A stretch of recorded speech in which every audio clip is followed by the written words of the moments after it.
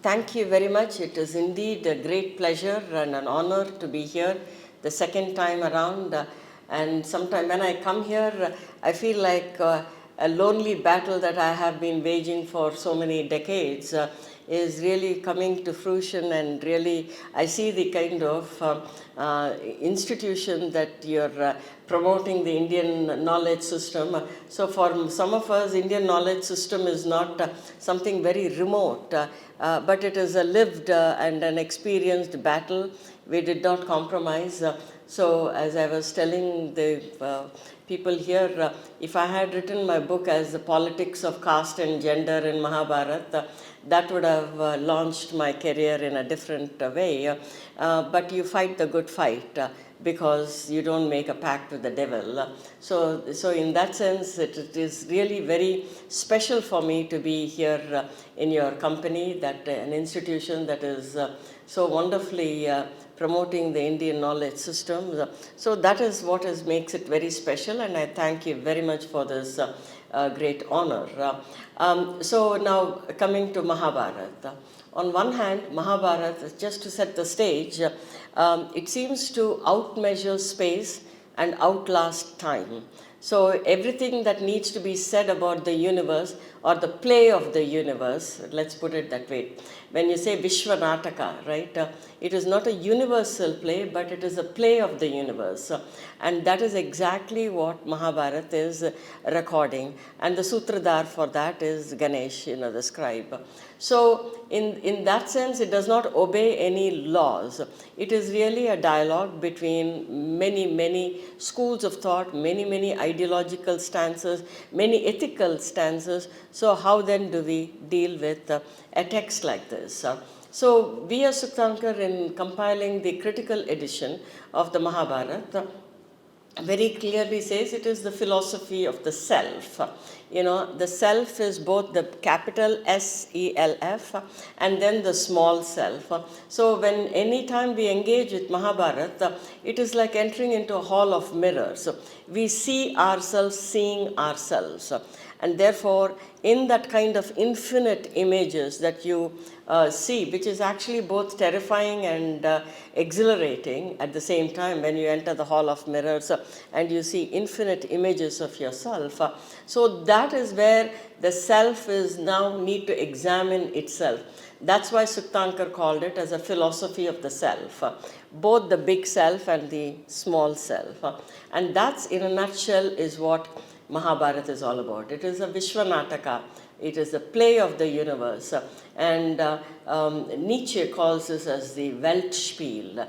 And writing of that narrative is the Kinderspiel. So even in the German intellectual traditions, this is what Mahabharata is all about. So in my concluding chapter in my book, I begin with the fifth stanza from Isa Upanishad. That moves and that moves not.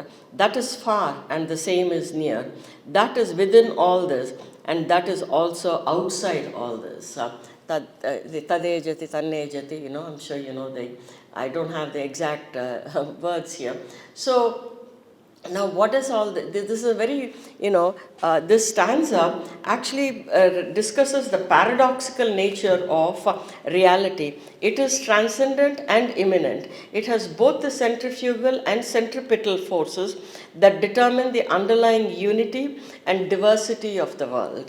The motion of the world works over the firm grip of perpetual stability. Unity of elements is the eternal truth of things, and diversity is its colorful play. So everything about Mahabharata, it has an anchoring point, and then it diversifies immensely. In fact, the very Adi Parva, it says it is like a vriksha. So the branches keep growing. So it is, although it is the Mahakal, as emblematic of the Mahakal, the great time, it responds and answers to every moment in the historical time. And that is what is so, earlier at JNU we had the Iksha conference. And so I was talking about how the we have Akshara Brahman, Kala Brahman, Shabda Brahman, and these things tend to diversify anyway. It is not through human intervention, but it is by its own laws that it will diversify. Yeah. So that is the very nature of Kala. Kala is the most judicious of all, and therefore Kala is the Sutradhar of Mahabharata. Right? So that's what makes it very interesting.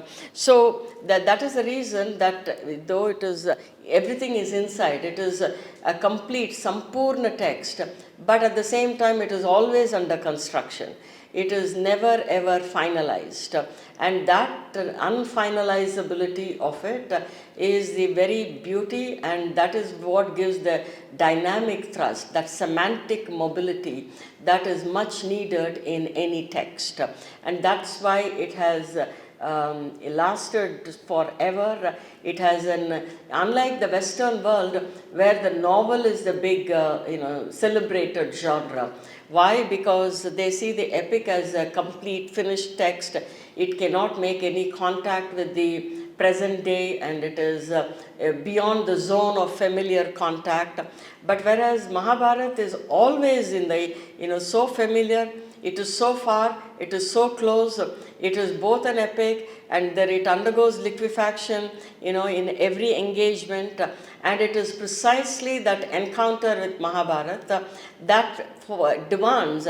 The Mahabharata itself is a very dialogic text, and we'll talk about the Dharmic validity and epistemological. Nothing is just simply contained in the text, but it is in our encounter with the text. So the text is really very grand. It is impossible to lead our life like that. But at the same time, the epistemological necessities, the self needs the other, the text needs the culture and history. So text itself has a history.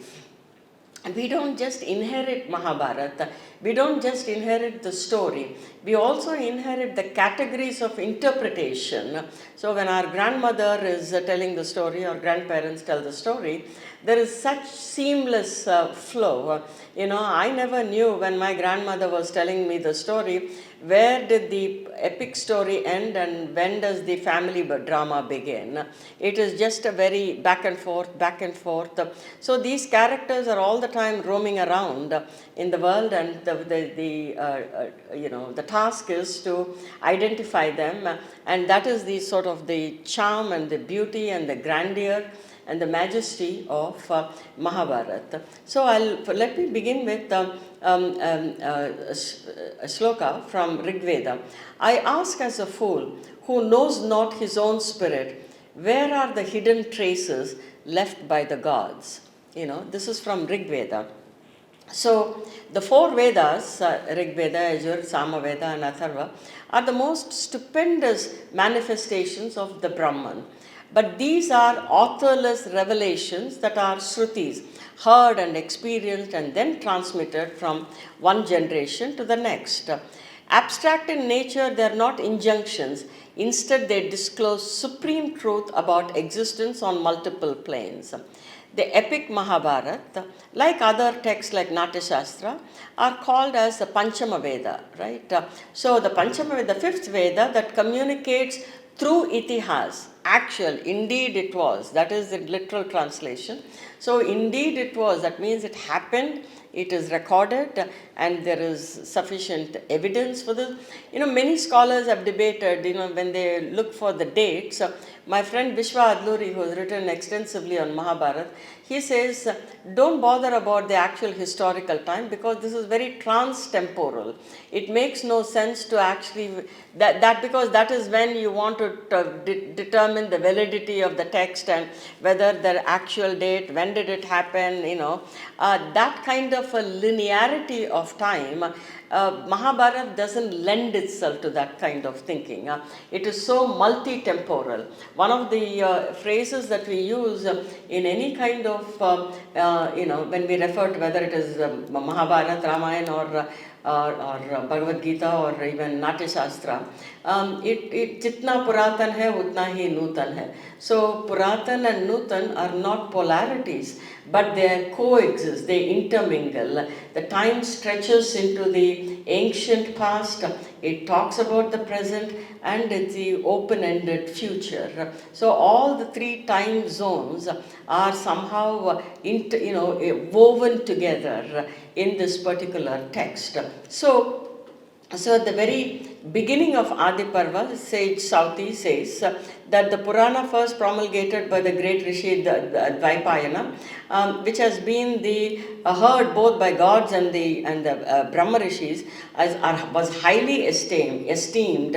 And so he goes on to say, it is elucidated by the Shastras and comprehended as the sense of the four Vedas. The essence of all the Vedas in the story form is already there. So since I started with this phrase from Rig Veda, I ask as a fool, right? So it is not just a fool who knows he's a fool. So he's a very evolved person, Once you know that you're a fool, then you cease to be a fool, right? That is the important thing. So the seeker in a state of ignorance is positioned as a fool, and he needs concrete examples to uncover the secrets of supreme spirit, and thus katha. Katha, story, is a noun in English language. In katha, in Sanskrit, it is a verb. It is a very dynamic verb. It is constantly moving. That is what gives the mobility. It is, so I refuse to use the word myth, no more of myth. Myth, this is not a myth. This is Purana. It happened. Indeed it was. So that is the way we approach this. The story as the simplest vehicle of truth serves that purpose. The befitting epithet of Panchama Veda for Mahabharata seems very justified, because as a living text, as I said earlier, it is sampurna, right? It is likened to a vriksh, like a tree that grows, and like a banyan tree that grows, and then the branches will again get its own roots. So it is ever expansive. So throughout India, in whatever region you come from, Mahabharata is the sort of the heartbeat of a civilization. That is the way we think, and that is our epistemic, reality. And therefore, in order to deal with Mahabharata, we must make sure that we are using the interpretive categories of the Indian knowledge systems. You cannot just simply try to put it in a hierarchical manner, right and wrong. Actually, Suktankar says that very clearly. The first level is a very mundane level of reading, which is just the facts and events of the story. And the second is a kind of absolute right and wrong. But one needs to go beyond the absolute right and wrong, because there are no absolutes in Mahabharata, plain and simple. So then that is where it becomes a philosophy of the self.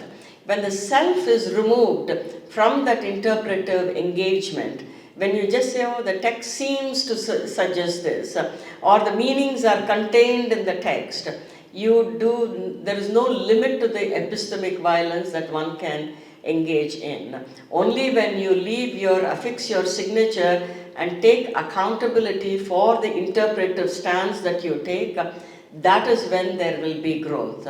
So I have seen this I've written this quite a bit in my book, people who claim neutrality and then keep asking, where did this happen? When they treat the text as if it is a relic in a museum and there is a glass wall separating them and the text, they are the ones their engagement is very minimal. But at the same time, they are demanding, hey, I'm going to the museum, am I getting my money's worth? Am I getting the original relics, or is it some bogus? This question itself is very problematic, but that is what the modern day positivist kind of engagement is sort of producing, which is problematic. And that is what I think institutions like Rishihood needs to be at the forefront of providing the necessary interpretive categories. So it is said in Aitraya Brahmana that vak, speech, conversation or dialogue is truly the womb of universe. And this is really very critical in what Aitareya Brahmana says, the womb of the universe. So, similarly, in Chandogya Upanishad, emphatically states that if speech did not exist, neither merit nor demerit would be understood, neither true or false, nor false, neither good nor bad, neither pleasant nor unpleasant. Speech makes us understand all this. Worship speech. Vak Devi, speech, right? So Mahabharata as the womb of the universe stands as a paradigmatic source of dialogism, and it is through structured and vociferous dialogues, debates between divergent ideas and moral principles that every kind of dharam sankat, right, ethical dilemmas are presented and worked out. The moral compass is always directed towards the dialogic sphere, where text, history, and temperament of characters are never sidelined. Everything is in an interesting kind of a flux that enables you to understand the subtlety of Dharma. It is not an absolute, do this and don't do that kind of injunction that Mahabharata gives, but it forces you to understand the context, the time, the history, all that one needs to be sensitive to in order to be able to do that. So because of its long life in time, the text has acquired incredible, semantic mobility to process even future ethical dilemmas. So in order to sort of develop the subtlety, when is the war good, when is it not good? So the grand epic text, standing as a symbol of Mahakal, the great time, actively engages both with the zeitgeist and the ordinary everyday life of the characters.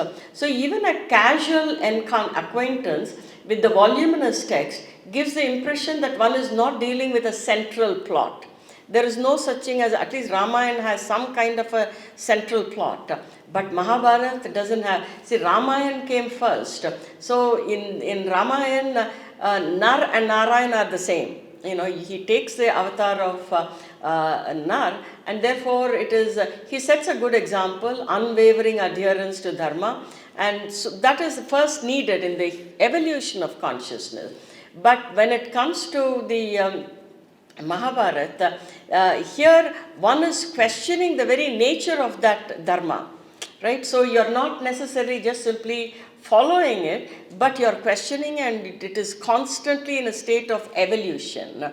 When is it right? When is it not right? When is it okay to fight?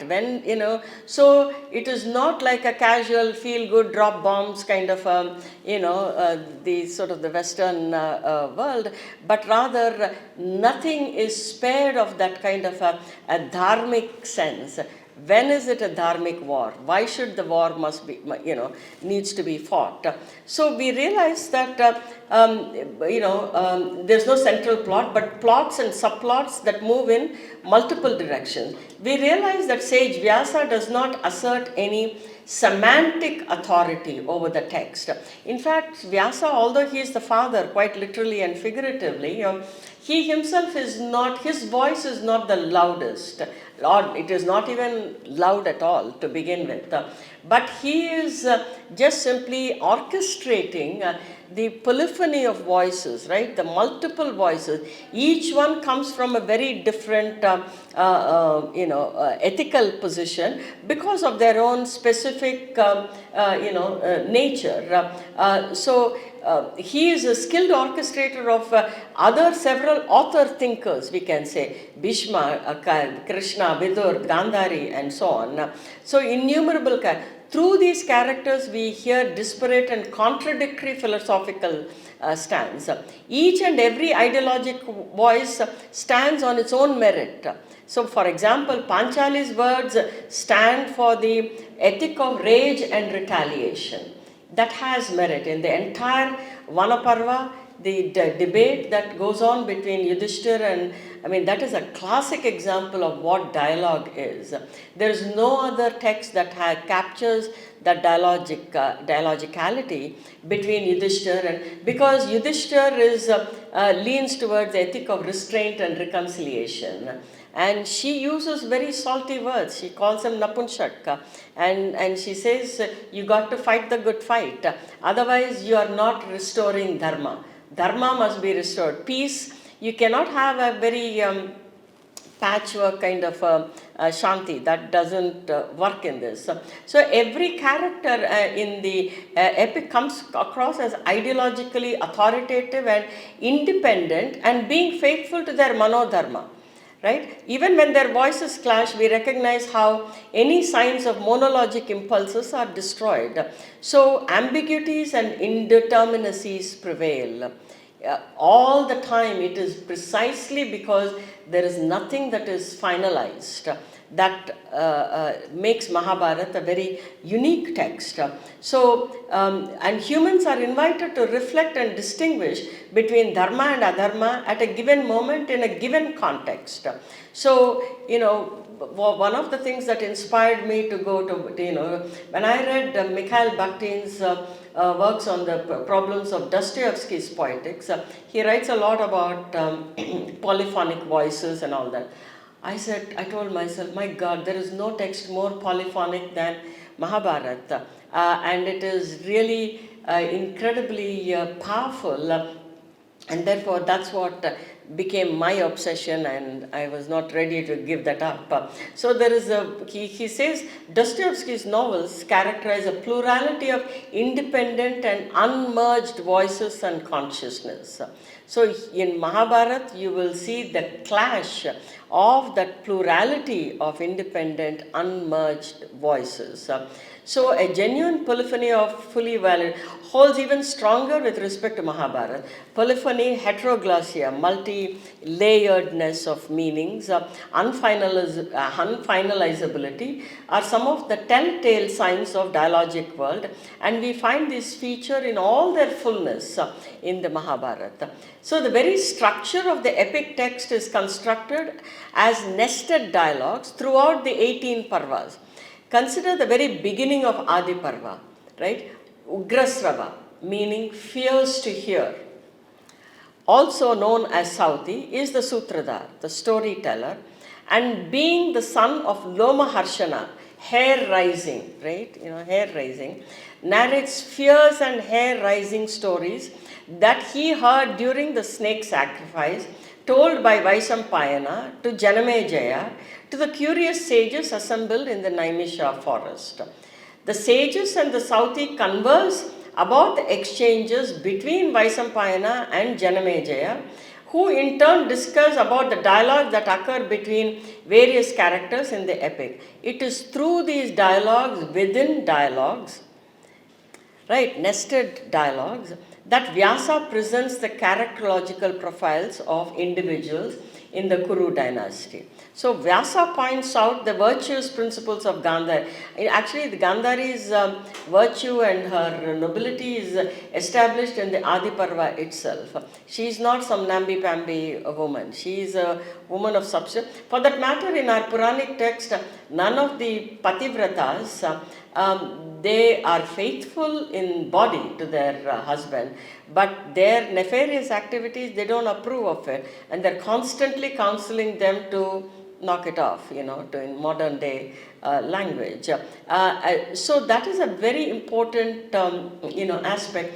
My friend Vishwa writes a very brilliantly about this. He says, it is not so much pativrata means just simply being faithful to the husband.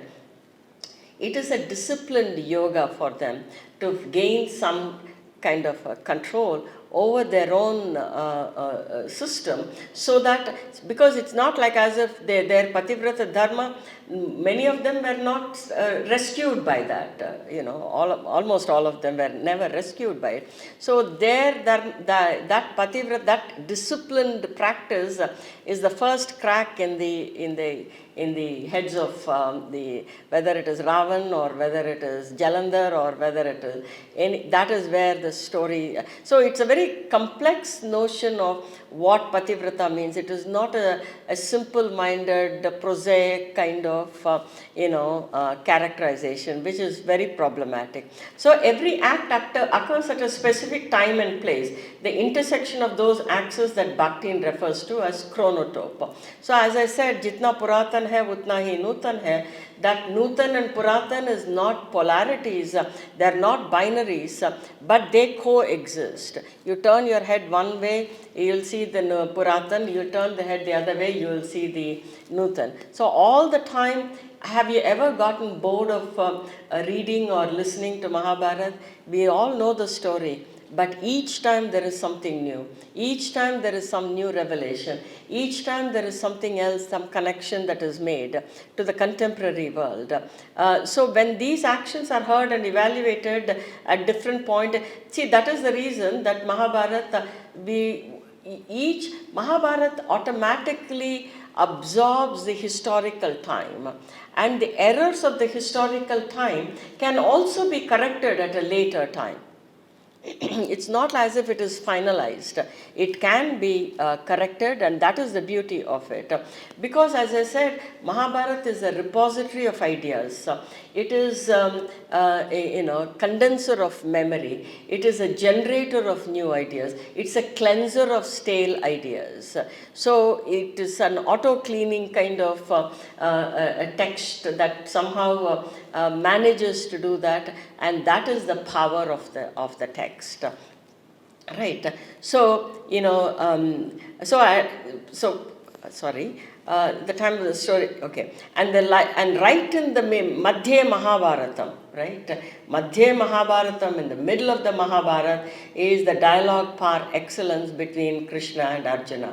That Sanjaya, as a witness, with great delight says, Samvadam imam astrusham adbhutam romaharshanam. Thus I have heard the wonderful dialogue between Vasudev and the great soul Partha, which caused my hair to stand on the end. This is almost in the 18th chapter.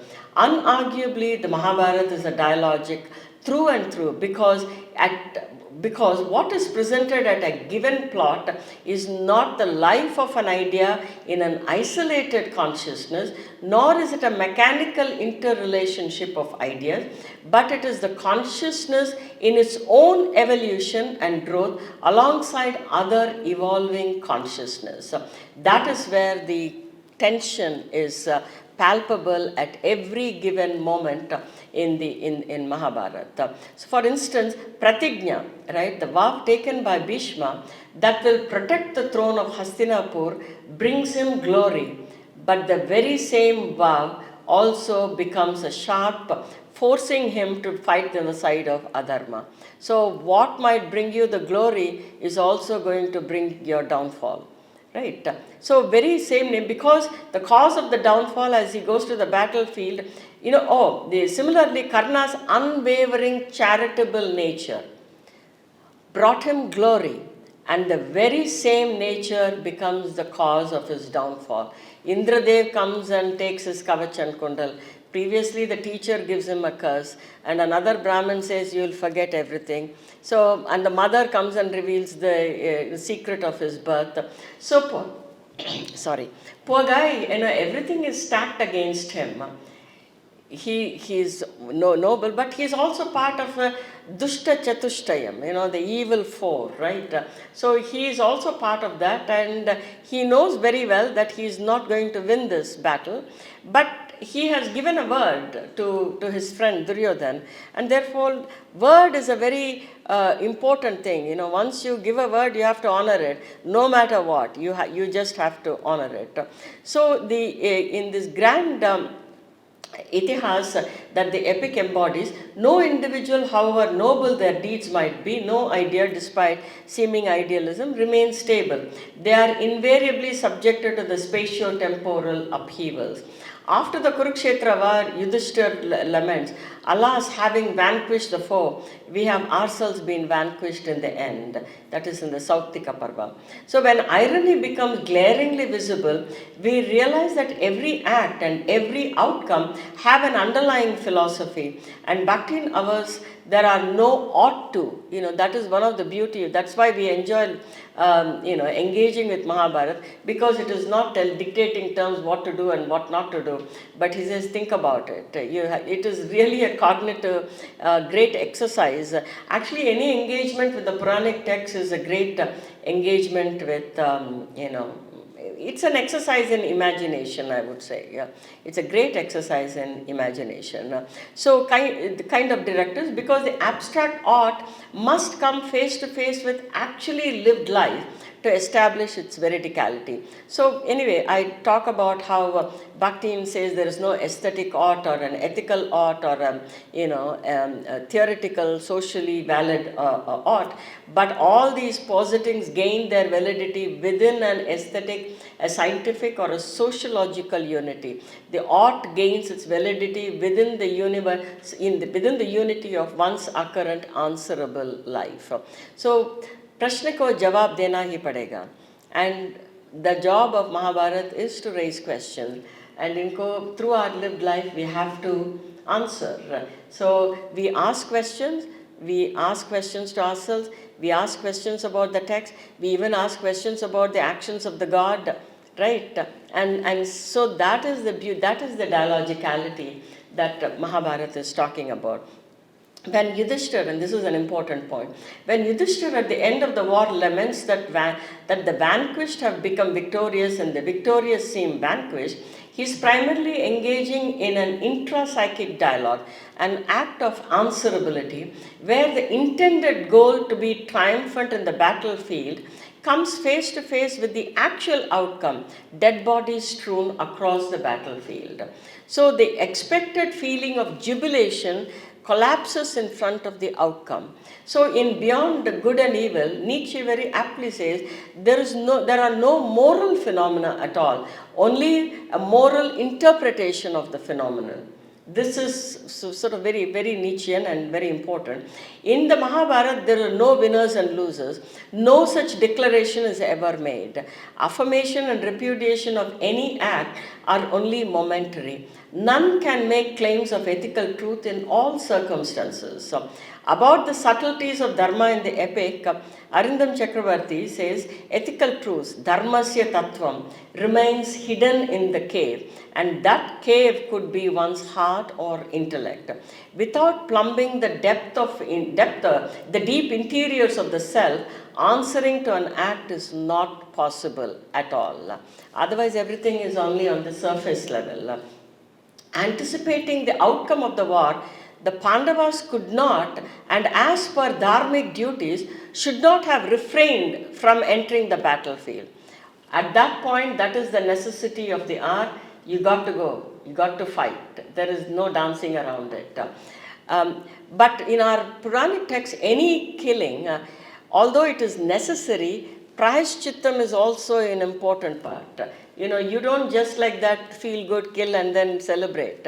It doesn't work that way. Yeah? So the expiation is needed. Without that answerability, life cannot have a philosophy, says Bakhtin, because it becomes fortuitous and incapable of being rooted.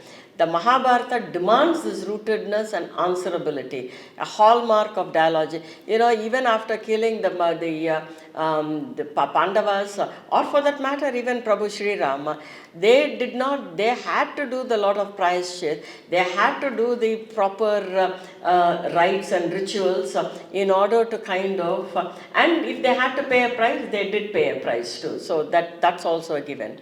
So history of consciousness and consciousness about history, that's what the Mahabharata is all about. Consciousness has a history. Without understanding the changing pattern and evolution, it would be impossible to trace growth and development. Likewise, understanding history demands a certain mode of consciousness. While understanding history, general history, is like an archaeological expedition, as it requires careful excavation to recover the bits and pieces of past, so diligently and responsibly put pieces together to write a narrative. Engagement with the epic past is at the intersection of several histories. The epistemological concerns regarding the structure of this text, the extra-textual matters, textual materials brought to bear cannot be overlooked. Within the epic text, we are dealing with ruptures between what has been witnessed and what has been narrated. Shruti, Smruti, right? The entire thing is what was witnessed, what was heard, and what was remembered, what was told. So the dialogicality is there in the very structure of the text and also in the life of the text. The text is like a human being, it has a text. That's why Nietzsche says, don't freeze the text. Don't try to dominate the text. Don't think that the text is a dead entity. That constitutes a Egyptian mummified kind of consciousness. You cannot, no living entity can remain just silent. It will speak back, it will answer, it will, So, the epistemological concerns regarding the structure of this text and cannot be within the epic text. We are dealing with ruptures between what has been witnessed and what has been narrated, and in turn what has been heard and remembered. There is yet another dimension, and this is important. The Mahabharata is narrated during the intervals of yajna, Vedic ritual of sacrifice, and understanding the ritual setting is as important as the story that is being told. Why? The story is not meant as a relief from the tedium of prolonged rituals, but an integral part of the sacrifice itself. The very storytelling amidst the yajna is itself, that is part and parcel of the yajna. For that matter, verbal exchanges that occur during the storytelling activity itself is yajna, a sacrificial act. As Arindam writes, speech and war are both taken as acts of sacrifice. Speech is fire, it burns and cooks. Trenchant words have been compared to sharp arrows, making archery a standard metaphor. So, even in according to the right now I'm not able to recall the exact stanza in Bhagavad Gita. The speech is something that we actually I think I have it here. External to the epic text, we are dealing with personal history and so on. I would say that Mahabharata itself stands at a critical juncture in the evolutionary course of consciousness, right? Rather than a static kind of a characterization. So when you look at the whole 10 avatars of Bhagavan Vishnu, it proceeds in a systematic and logical fashion. Matsya, Kurma, Varaha, Narsimha, so each avatar is really emblematic of the evolving consciousness. It is not just simply the avatars. Then comes the rugged warrior Parashurama and then Sri Rama. In Rama avatar, Narayan comes as Nar and faces all the challenges that humans face while adhering to Dharma in an unwavering manner. God in human form sets an example as Maryada Purushottam. In Dwapara Yuga, the nature of relationship between Nara and Narayan rises to a whole new level. The Krishna avatar is Sampurna. He is aware of his divinity and engages in amazing Leela, cosmic play, as a friend, as a philosopher, a guide, and much more. In this avatar, God equips humans with necessary tools, ammunition for warfare, and innumerable philosophies to lead a dharmic life. From this yuga onwards, humans must use their intellect to make choices, fight their battles, take ownership of their actions.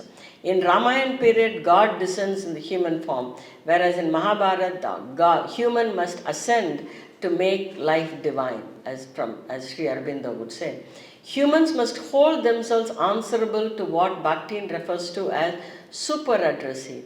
When we are engaging with the Mahabharata, we are answering not only to Mahabharata, we are answering to Bharat Mata, civilization, time, Kala, these are the super addressees that is always present in our engagement with the text. So the evolutionary course is never exclusively about matter, says Sri Aurobindo. So, he says instead of a mechanical, gradual, rigid evolution, the matter by the nature force moved towards a perception.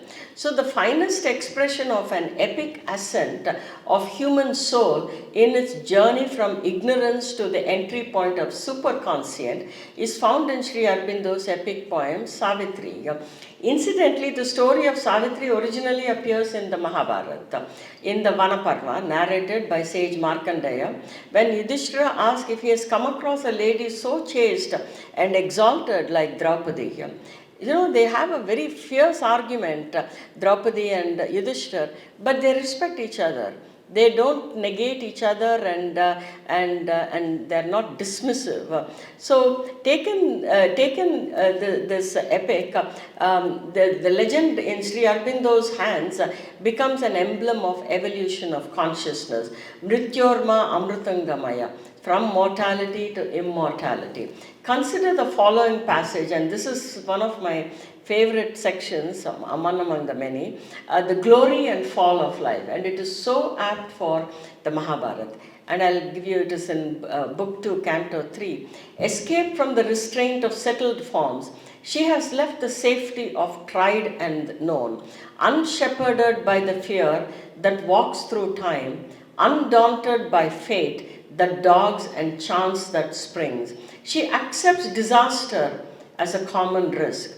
Careless of suffering, heedless of sin and fall, she wrestles with danger and discovery in the unexplored expanse of the soul. So, the very title of the canto is instructive. Glory and fall are conjoined in life. And this is the recurring message throughout Mahabharata. So, no wonder Sri Aurobindo took this story to talk about, what he did. Following standard formulas and routine practices keep you in a safe zone and steers you in a path shepherded by fear, only diminishes one's stature in the eyes of others. As Krishna cautioned Arjuna, Bhayadranadu Paratam, right? So the mighty warriors will think you fled from the battle out of fear.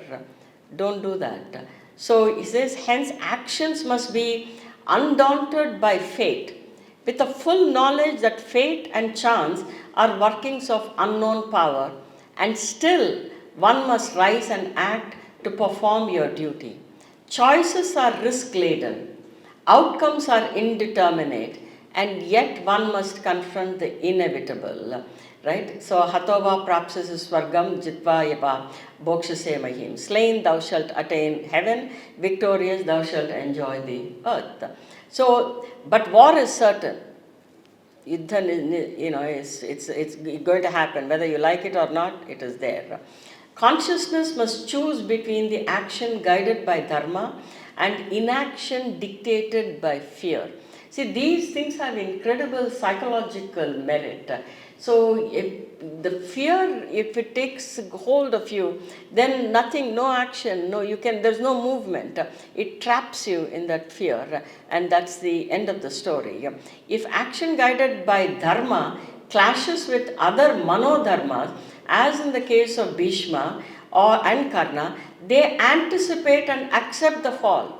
So that is the whole, the glory and the fall, that the section that, the glory and fall of life. For that matter, Mahabharata in Jalapradhanika Parvas, 3 Parva, it says, Yudhishthira, after losing his sons and everything, Dhritarashtra asks Vidura, what is the wilderness of duty like? He said, before you understand the wilderness of duty, you need to understand the wilderness of life. And what is the wilderness of life? You are hanging upside down in a precarious branch of a tree, and there is a burning coal pit, right under. And they are surrounded by wild animals. There is a honeycomb there, and there is a drip and drip of honey coming. Danger is imminent. On one hand, if you concentrate only on the danger and not the honey, that is also paradoxical. But if you focus only on the honey and not take care of the, either way, everything can collapse. That is, it's in very stark terms. Mahabharata describes our very entry into this earth. It is full of danger. You don't know when anything can happen. Fraction, ek kshan. क्षण में कुछ हो सकता है ना, so that is the very nature of it, and in many ways poetically Sri Aurobindo also captures that essence of that grand epic. In when you see the various cantos and this title itself, that itself is actually brilliant. The other thing is the non-teleology of Mahabharata. How does the Sukshma Dharma, subtle Dharma of Mahabharata, that insists on context, history and multi-temporalities, along with the Manodharma of individual actors, appear from the perspective of other philosophies, particularly linear and universal schools of thought? The Weltanschauung of the Mahabharata is bound to appear murky and chaotic in that worldview. So, just very briefly, Hegel tried to address the Mahabharata, and he could not do so because in that linear epistemograph, you're not going to be able to squeeze in the Mahabharata. And therefore, he said Hindus have no sense of history at all. So he says history fixes, makes no room for coexistence of contradictory forces in history that makes irony so glaringly visible as in the case of, instead he insists on the eventual synthesis of these four. See, this is one of the problems of the dialectical, because it synthesizes everything, it doesn't retain the uniqueness of each voice, and it makes everything into one big nice concoction, but rather it should be like a salad bowl. Each voice retains its own uniqueness and it must be honored. So Hegel concludes Hindus have no histories in the form of annals that have no history in the form of transaction. There is no growth expanding into a veritable political condition. By denying history to Hindus, at least his version of unidirectional and linear trajectory of spirit, Hegel also denies any evolution of consciousness. If there is any evolution, it is only a linear kind of upward mobility, which Hegel talks about. So for Hegel, India is a region dominated by fantasy and dream, and he finds only idealism of imagination and not thought. And he even goes so far to claim that there is a debilitation of nerves among Hindus. There are sometimes many of these Indologists say that's one of the things in the Western world, that they say some horrible things about Indians. I said, well, this has happened for a very long time. Hegel did it and prior to, so it is nothing new about it. So we just have to kind of fight the good fight and so on. So Hegel rightly observed that diversity is the fundamental characteristic of Hindus. His objections were precisely with these fundamentals. So that's why he uses this karma theory. I mean, there's a nice book that debates the debate between Hegel's impressions on the Mahabharata and Bhagavad Gita and Wilhelm von Humboldt. They both kind of fight it out. Humboldt was much more sympathetic because even after the word conveys, it's a basically philological issue. Even after the word conveys the intended meaning, there are many other meanings. So language doesn't have an instrumental kind of, approach to this.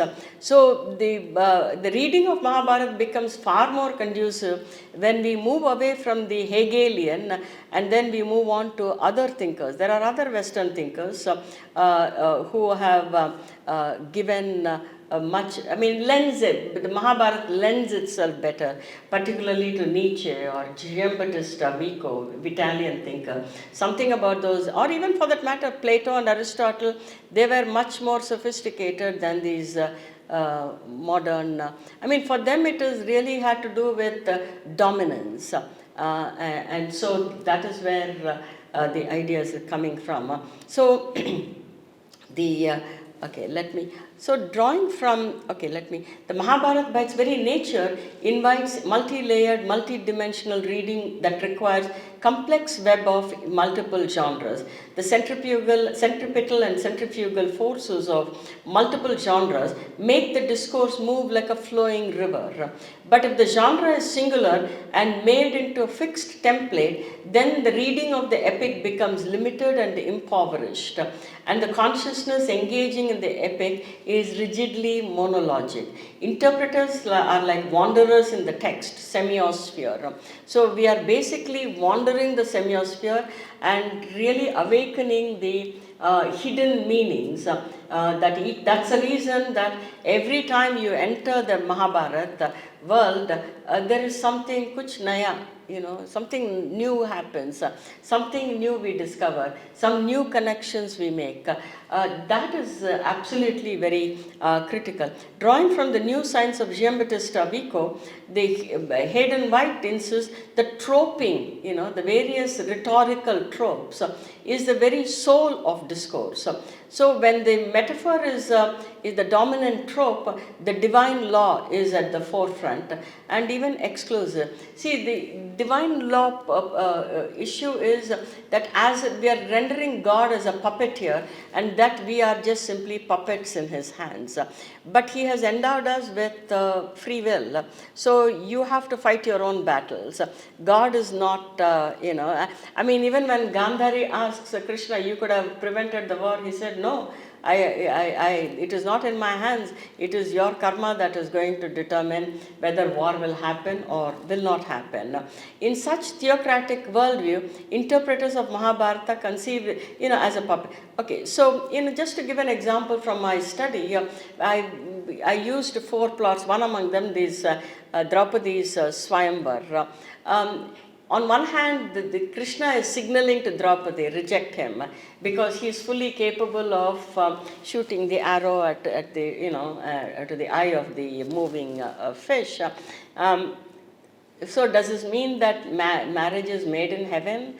It's because if you think that only Krishna is orchestrating the plot, so Draupadi gets it, and she says, I won't offer my Varmala to Sutputra, right? So she is invoking a category that is readily available in the culture, and therefore she says, I am a princess, I'm not going to marry a Sutputra. So, which of course later on he takes revenge and calls her Veshya, right? When the Draupadi Vastraharan scene. So agency is not necessarily granted to Draupadi. So here it defies just a single kind of a straight line logical conclusion. It doesn't work that way. Yeah. So even before Draupadi starts, even before Krishna sends the yards and yards of cloth while Draupadi is being before that she's asking a very brilliant question. And did Yudhishthir lose himself first, or did he lose me after losing? Once you lose yourself, if the wife is a property of the husband, she is lost along with him. But if she is an independent agent and she was not in the pavilion, so how can he stake her? It is not, the transaction itself is invalid, and she is asking a very legal question. So the transition from metaphor to metonymy signifies a movement from theocratic to an aristocratic society. So, for that matter, here the worldview is very hierarchical. So when people watch the Maya Mahal scene, where she calls Andhe ka putra andha, right?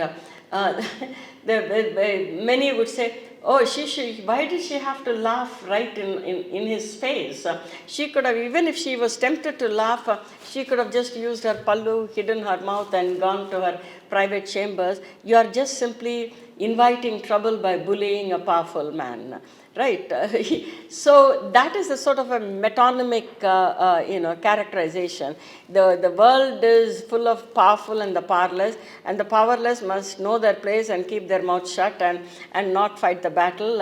Or there are others who will say, she is not the only one who is humiliated. All the Pandavas, the great Pandavas were humiliated.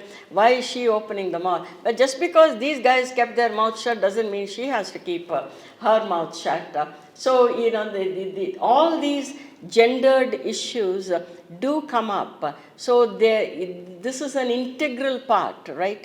So, all the various characterization occurs. So, a democratic consciousness in the human world operate in a synectic mode. But the problem with the democratic consciousness is everything is not equal. Everybody wants the throne, whether they're qualified or not. We see that with leaders everywhere nowadays, right? Whether they're qualified or not, they want the throne and they want the power. So irony could only begin when the period of reflection. This is where that philosophy, what Suktankar said is very right, that it is really engagement with this is like entering into the hall of mirrors, because it is the philosophy of this. Whereas, so the Mahabharata, when he refused to coronate the births, actually Bharat himself refused to coronate his own biological son, and then found the most capable, person in the kingdom. So in the democratic world, humans with or without qualifications or insight make claim to the civil institutions, and hence the seeds of dissolution are sown. So you may not be in a democratic world, we may not necessarily, this is what Vico says, we may not be able to live up to our ideals, but at least we should be ashamed of our vice. Right, no one can be that is what is humbling about life.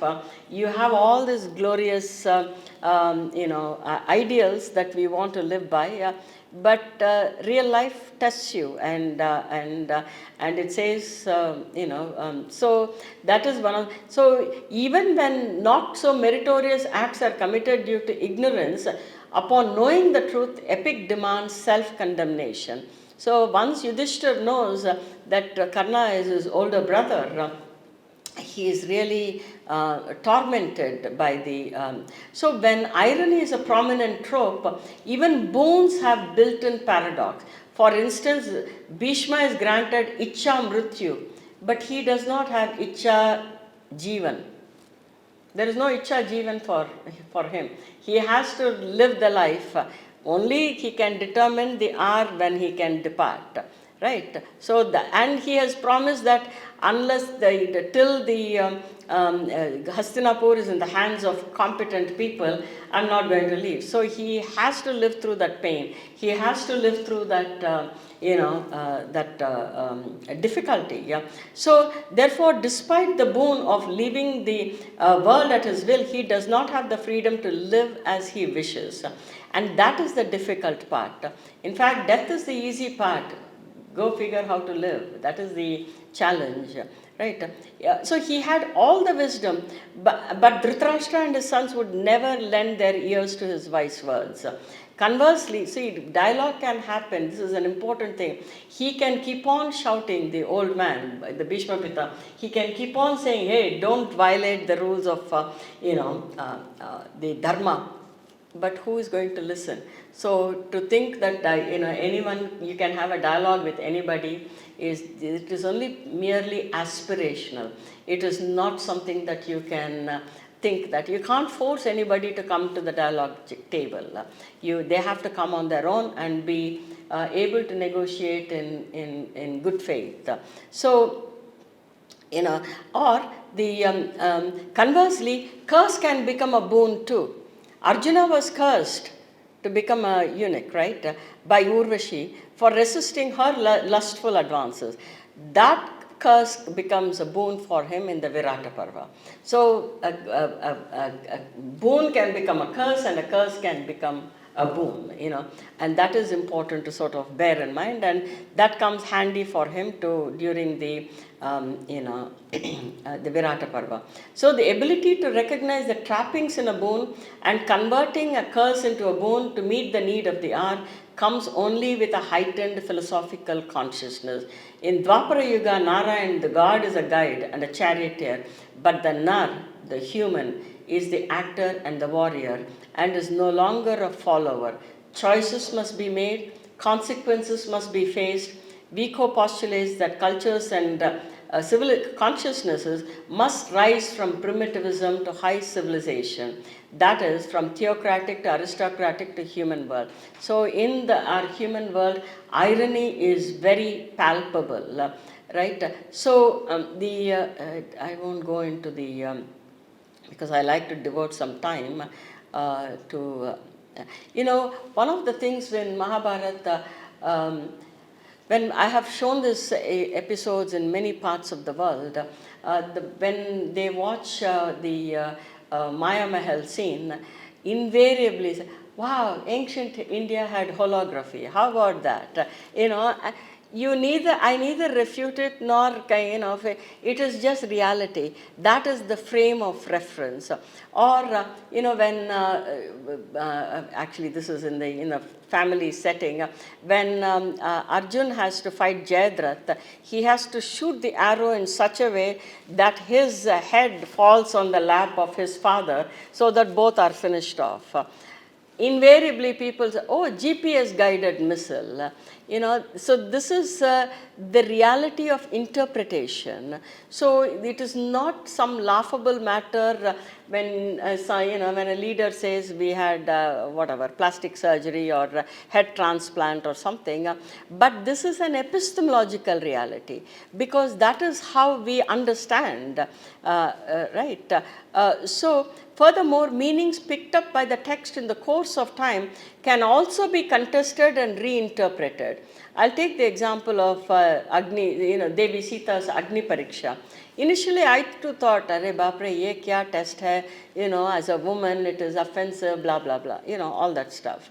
But then I thought, suppose somebody is captured by the enemy, and then the kingdom makes an effort to go rescue that person.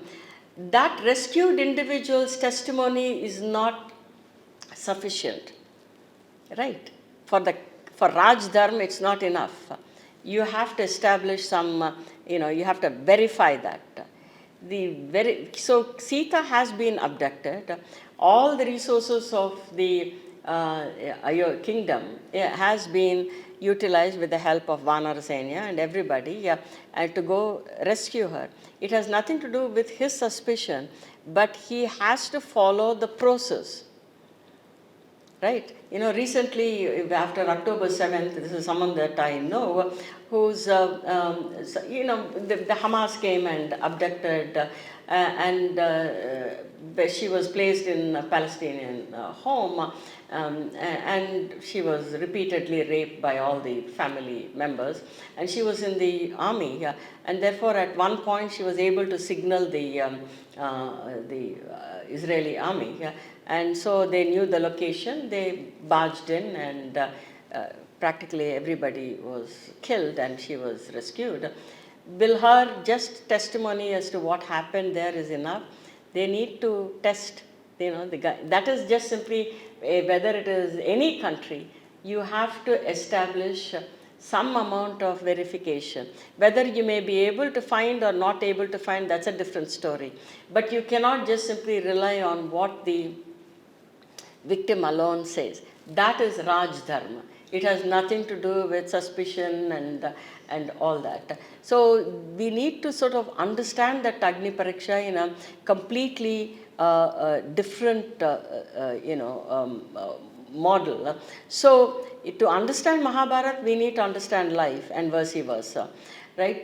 Bakhtin tells us life by its very nature is dialogic. To live means to participate in a dialogue, to ask questions, to heed, to respond. So the Mahabharata is linked to life and the dialogue. So unless we renounce our stubborn monologic impulses and move towards dialogic consciousness, we may not be able to find the human in human life. And that is what the grand epic of the Indian civilization invites us to discover. So thank you, and I look for some exchange. So you spoke about the word dharma, and then when I spoke about what? you talked about the word dharma. Dharma. So if we suppose apply the methodology of counterfactual, and then considering the life of Karna in the entire Mahabharata and bringing it back into the today's context. We have a great Indian statesman and poet like Sri Ramdhari Singh Dinkar, who has written Rashmirati, and Karna has been greatly praised. But looking at from the Dharmic lens, do you feel if suppose Karna was given an opportunity in today's world to rethink about, helping to the group which he was helping back then, will he bring certain changes to it in the context of dharma? That's a hypothetical question to begin with, whether bringing the Karna into the. But no character in Mahabharata is just completely clean and definitive. So every character has its his or her. Same thing even with Bhishma. They know that there are consequences for actions, no matter what your birth is like. So my friend Vishwa wrote a wonderful piece. I hope it comes into a book, the Dharma of the Shudra Yoni. It is not. It is both. The claims to the throne by Duryodhana was that he is the son of the king and therefore he needs to be the ruler, right? So who is more competent? And although there was a split and the Indraprastha was, moved and Khandaprastha became Indraprastha, he was not happy with that. He wants to control, right? So Karna is a very complex figure. He is, one day you weep for him, the other way you are angered by his actions.